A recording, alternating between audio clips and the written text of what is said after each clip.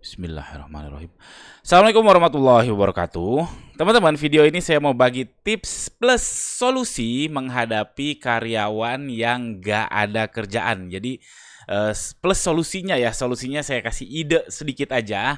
Menghadapi karyawan yang gak ada kerjaan atau idle, bahasa keren itu idle atau bengong. Nah, atau bengong. Bengong itu apa ya? Yang gak ada kerjaan lah. Oke, kita mulai langsung. Jadi idle atau bengong itu sama dengan waste. Waste itu artinya limbah alias kerugian alias rugi. Jadi kalau ada karyawan yang dia nggak ngapa-ngapain kita bayar, itu rugi artinya. Dan kita sebagai pebisnis, sebagai pimpinan, itu wajib muter otak supaya dia ada kerjaan, supaya bisnis kita nggak rugi. Kalau bisnis kita nggak rugi, kita punya untung.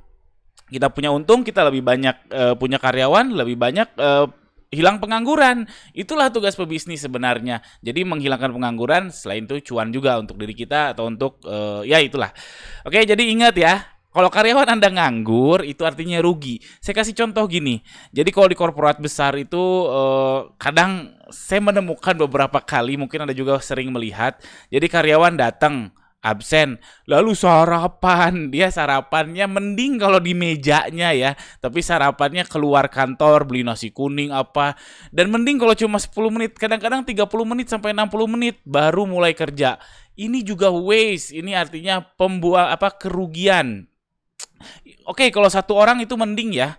Tapi kalau ini sudah membudaya, misalkan jadinya 50 orang, bayangkan 50 orang kali 30 menit.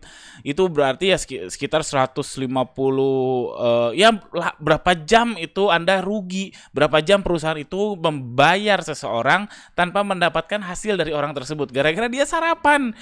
Kesannya nggak manusiawi ya, kesannya terlalu, terlalu kapitalis, tapi memang itu kenyataannya. Kita kalau misalkan membiarkan hal ini bisa gawat, bisa budaya bisnis Anda, budaya perusahaan Anda itu terlalu banyak kerugian, jadinya bisnis nggak berkembang. Ingat, kalau bisnis rugi artinya nggak punya untung. Padahal kalau punya untung kita bisa punya lebih banyak karyawan, punya lebih banyak kontribusi ke masyarakat, makin banyak orang dapat pekerjaan. Jadi pengangguran menurun. Oke, saya harap mindsetnya paham di sini.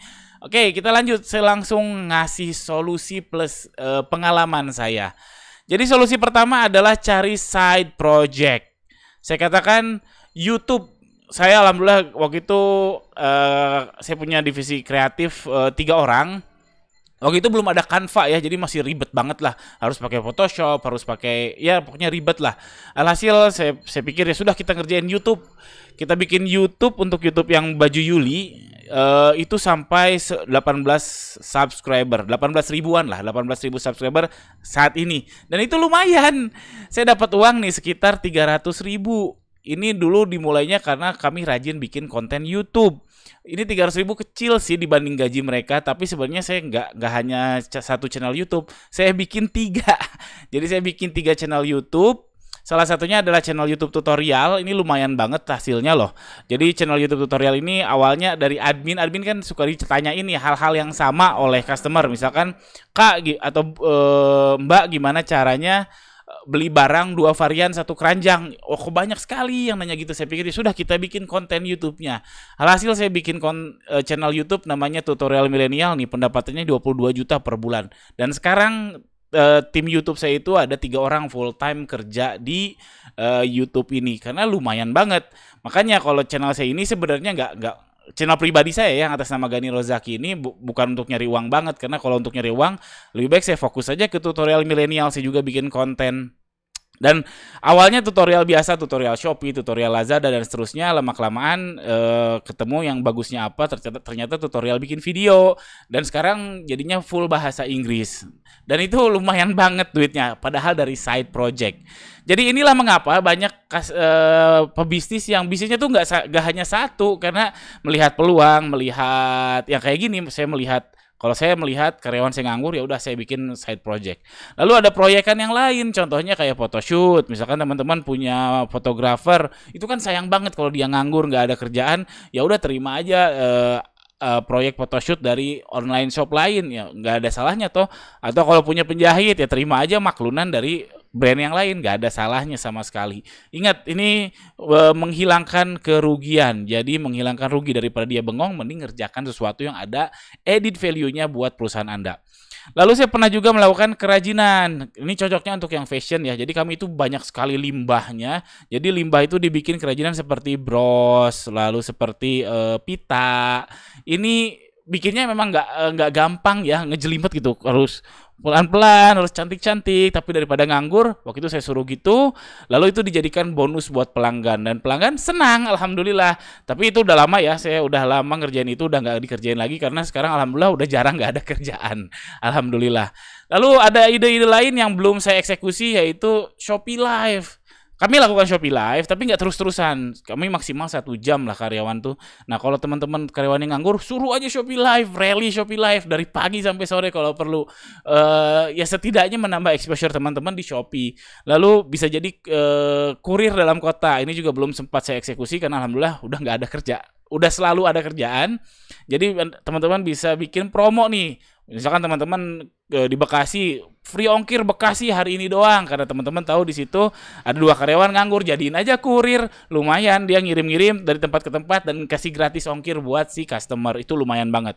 Lalu ada ide lain kayak blog walking. Blog walking itu kita komentar di blog orang untuk diarahkan ke website kita, atau bisa juga kalau sekarang itu ngetrennya di sosial media itu komen ya, komen di influencer atau di IG-IG yang ramai, harapannya orang mau ngeklik. Ini kan bisa terus-terusan komen aja terus, syukur-syukur ada orang yang ngeklik, lalu tiba-tiba jadi beli, alhamdulillah. Tapi itu lebih baik daripada nggak ada kerjaan, daripada dia main HP. Dan yang lebih parah, kalau ada karyawan, kalau kita lewat dia suka pura-pura ada kerjaan, nah itu udah parah.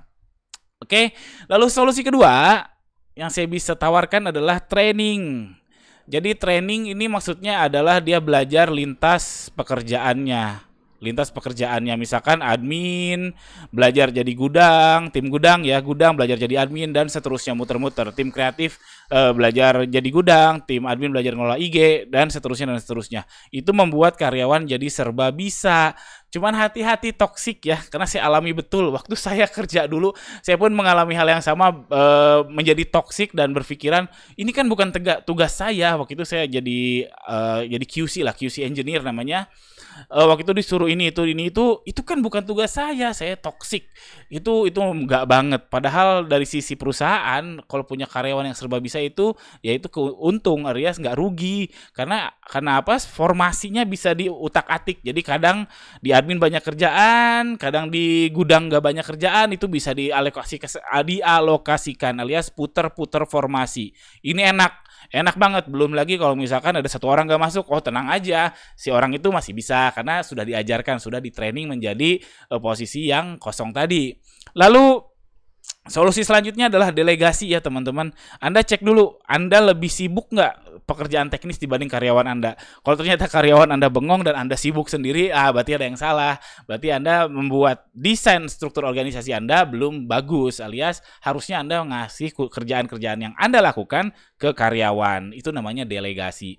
Oke, itu aja tips ini. Mudah-mudahan manfaat ya, karena saya tahu prakteknya memang nggak gampang, tapi saya sudah share yang saya alami dan alhamdulillah beberapa berhasil.